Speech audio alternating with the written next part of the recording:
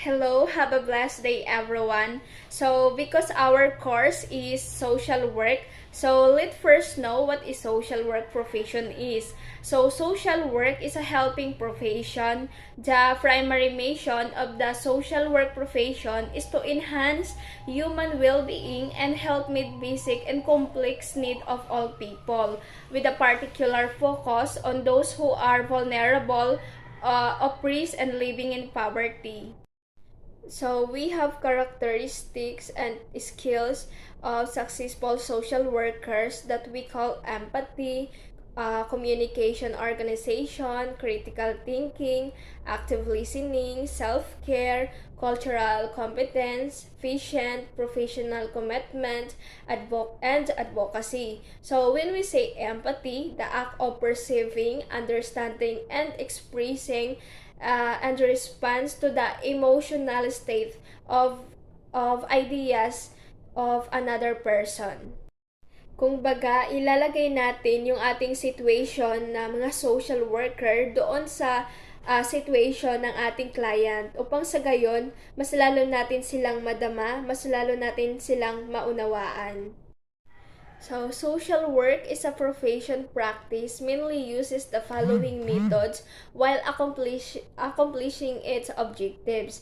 Their first three of the methods given above are known as a primary or direct methods. These are direct and primary. It is since that they are direct applied to the felt situation among the people to solve their problem, like casework, group work, and community work, which designed to enable individual, group, and communities to meet their needs and to solve the problem of adjustment to a changing pattern of society, and through coordinated action improve economic and social condition and its connective social work agency, which is support partially or wholly from government or community solicited funds. The latter three are known as secondary or indirect methods. These are social welfare administration, social work research, social action, because they are involved directly with some specialized agency or a set of organized people. Unlike the primary methods, these methods generally operate at the secondary levels but not with the people directly. When we say social casework is a primary method of social work, it deals with individual problem through one-to-one relationship, which is guided by professional knowledge to the social case worker. Under these methods, the social case worker attempt to repair the impaired relationship to the client with his social environment, and through a guided interaction, he or she enables the client to adapt with his or her social environment. Sa pamamagitan ng pamamaraan na ito, natutuklasan ng caseworker ang iba't ibang aspeto ng problema ng mga client. So, naghahanda sila ng mga angkop na plano para wakasan ang anumang hinaharap ng client. Social group is another primary method of social work. It is a process in which the individual in a social group are helped by the professionally qualified worker who guided their interaction through planned program activities so that they may be able to relate themselves with others and find growth opportunity in accordance in their needs and capabilities toward the novel and of individual group and community development. Sa pamamagitan ng proseso ng pangkalahatang gawain, sila ay tinutulungan na mapabuti ang kanilang relasyon at mga katangian na personalidad na maaaring makatulong sa kanila na paunlarin ang kanilang sarili at ang kanilang komunidad sa kabuuan. Community organization as a method of social work is a process through which efforts are directed toward meeting the community needs by organizing human and material resources of the community, identifying problems, finding resources relevant to their needs, developing and organizing interpersonal and intergroup relationship. Planning and executing effective program activities are some of the specific activities and community organization method. Organize and collaborative effort of the member of the community and their own development is the main concern of this method. In social welfare administration is one of the secondary methods of social work. It refers to a process through which social policy is transformed into social service. In other words, ito ay isang proseso upang pamahalaan ng mga gawain ng gawaing panlipunan o kapakanang panlipunan. Ang pagbuo ng mga programa, pagpapakilos ng mga mapagkukunan, pangangalap at pagsalin ng mga angkop na tauhan, wastong organisasyon, pagbibigay ng mahusay na pamumuno, pangangasiwa at ang paggabay sa mga kawani o pagbabudget at pagsusurin ay ilan sa mga tinutukoy na aktibidad na sangkot sa pamahalaan ng pangangasiwa ng kapakanang panlipunan.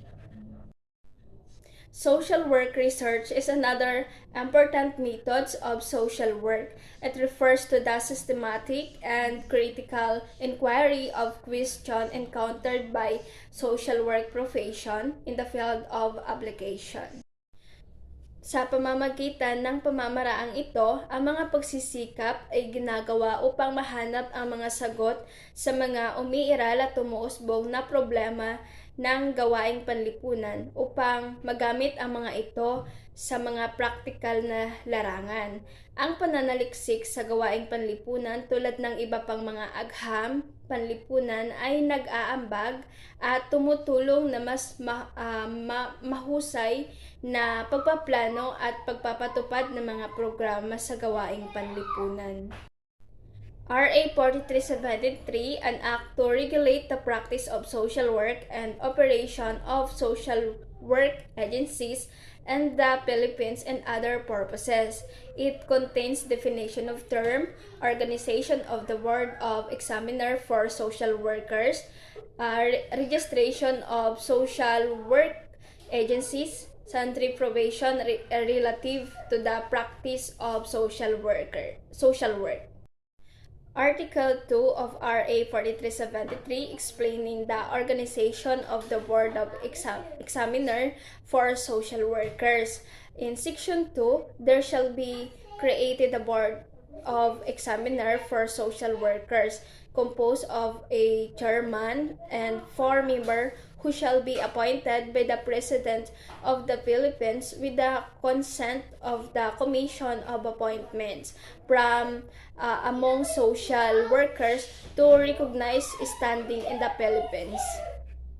In Section 3 of RA 4373 explaining the function and duties of the board, first, to administer the provision of this act, to administer oaths in connection with the administration of this act, to prepare the social seal of the board, to issue suspended and to revoke certificate of registration for the practice of social work. To look into the condition affecting the practice of social work in the Philippines and whenever necessary, adopt such measure as may be deemed proper for maintenance of a good standing and the ethics of the profession of social work.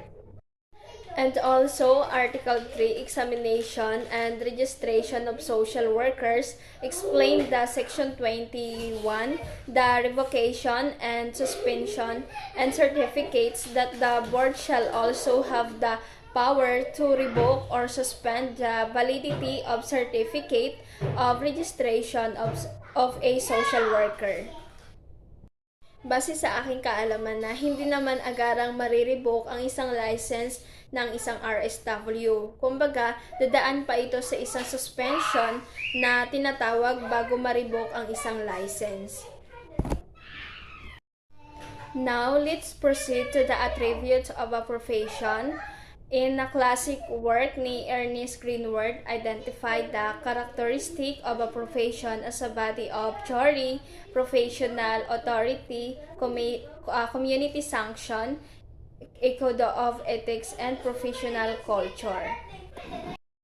A profession culture influences the way in which one views a problem. It also influences a professional's understanding of rules, responsibilities, and ethical principles, as her ability to address differences of race, class, and gender.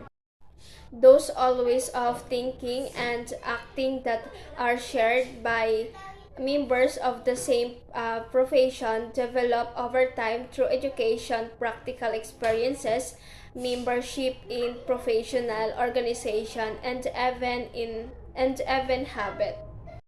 So next, what is the differences between micro, meso, and macro social work? So when we say micro, meso, and macro social work, all work to promote social justice and human well-being, with particular attention to vulnerable communities. However, while their core mission is essentially the same, micro, meso, and macro social work achieve this mission through different means and methodologies. Example of micro school social work sa isang social worker ng paaralan na nagpapayo sa mga mag-aaral na nakakaranas ng pagkabalisa, depression, pananakot ng iba, or yung mga challenges na nai-encounter mula sa tahanan o mga issues sa kanilang mental at physical na kalusugan. Ang mga social worker ng paaralan ay maari ding makipagtulungan ng malapit sa mga pamilya ng mga mag-aaral. While the example of meso-label social worker who work in a human advocacy center and who design a program aimed to encouraging and supporting girls of young women in participating in social justice politics at the grassroots levels. While the macro level social work involves taking a broad view of the systematic cause of social injustice that the large-scale community, states, or national and international level of developing intervention that address these systematic causes. Halimbawa nito ay isang political social worker na nakikipagtulungan sa mga ahensya ng gobyerno at non-profit na organisasyon upang magdisenyo at magpatupad ng mga nakatarget na kampanya laban sa malalaking isyong panlipunan tulad ng hindi pagkakapantay-pantay sa socio-economic discrimination na sa kasarian o lahi o mga kawalang katarungan na sistema ng hustisyang kriminal. Comes to the philosophy of social work is derived from the society of which it is a part. Social work is based on the belief that every human being has worth and dignity. Ayon nga kay Howard Mom's Fortunes, an outstanding humanist state, humanism implies an assumption about man. It implies that every human being, by the mere fact of his existence, has dignity, that his dignity begins birth. So lahat naman po tayo ay may dignidad simulang pagkabata pa lang hanggang sa lumaki na tayo. Pero nung bata pa tayo or pagbata pa lamang hindi pa natin masyadong napapansin or hindi pa natin masyadong nalalaman kung ano ba talaga yung dignity sa ating dignity. Kung ano ba talaga yung dignidad natin bilang tao. So habang lumalaki tayo, mas lalo nating nauunawaan kung gaano ito kahalaga sa ating buhay. So, value is defined as that worth of person attached to a certain things, a system, or person within the realm of usefulness, truth, and goodness, or beauty. So, ayun nga kay William Gordon state that to value something is to prepare it and to measure of the extent of a preference is what price, effort, or sacrifice one will make to obtain what is you prepared, what is you prepared. Kumbaga, kung halimbawa ako, gusto ko ng pahalagahan yung sarili ko. Gusto ko na i-respect yung sarili ko. So, paano? So, kailangan mong i-attach yung sarili mo doon sa mga important things. Doon ka lang, kumbaga, yung sarili mo is nakafocus lang doon sa mga mahahalagang bagay, sa mga may kabuluhang bagay. Kumbaga, hindi mo papasukin or iiwasan mong gawin yung mga di ka nais-nais na bagay. Katulad na lamang dyan yung pagbabarkada ng hindi naman maganda yung kinakalabasan. So, kailangan pag minamahal mo or you give value to yourself, ibinibigay mo yung effort, yung sacrifice mo para ma-obtain mo yung gusto mo na halaga. So, ganun din. Kapag halimbawa gusto mo nang pahalagahan yung sarili mo, nakikipag-connect ka din sa mga taong may respect sa'yo. So that's all sir. So to all of my classmates, this is the end of my presentation regarding to what I have learned from module 1 to 6. I hope that you can understand and sana makatulong po to sa inyo for serve as review. Thank you.